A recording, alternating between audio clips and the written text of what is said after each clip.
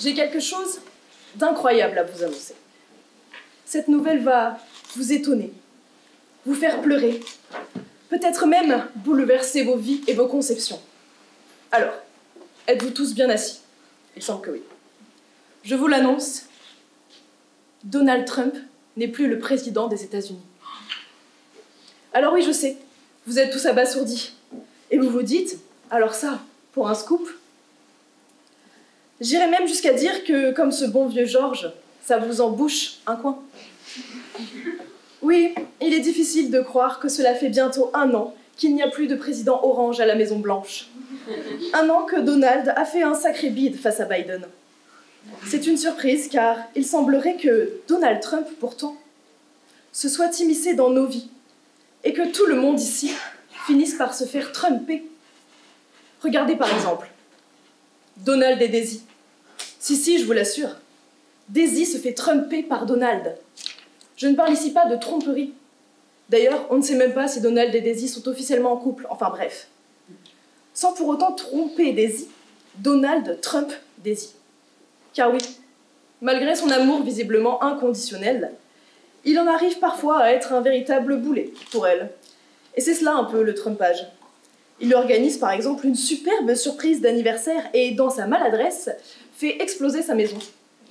Ou encore, il peut être extrêmement lourd dans sa drague et dans sa manière de déclarer sa flamme.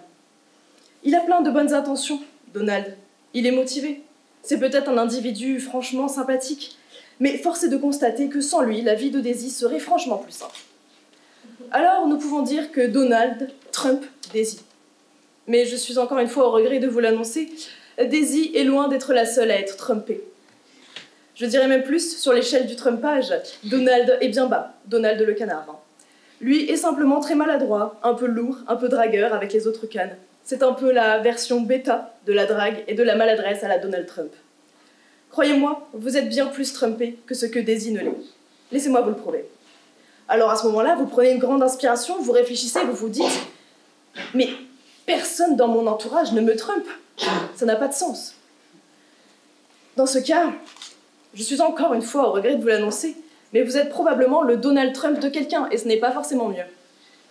Autour de nous, continuellement, fleurissent des personnes qui nous trumpent. Vous les connaissez, j'en suis sûre. Oui, il y a les dragueurs lourds comme Donald le canard, mais ça peut être aussi votre oncle, 50 ans, la bedaine, fan de Johnny Hallyday, qui vous dit « Tu vois, tout ça, eh ben, c'est à cause de l'immigration. » Cela peut être aussi cet ami que vous aimez beaucoup, qui est sympa, mais qui n'est peut-être pas franchement le couteau le plus aiguisé du tiroir, et qui vous dit « Non mais quand même, entre nous, elle l'avait bien cherché. » Vous voyez ces personnes à qui vous aimeriez parfois rappeler que le silence est quand même très appréciable. C'est ainsi, Daisy est victime de trumpage par un Donald un peu lourd, mais vous l'êtes aussi continuellement. Mais peut-être que je ne vous apprends rien. Vous vous dites peut-être que ce que je viens de dire ne casse pas 3 pattes à un canard.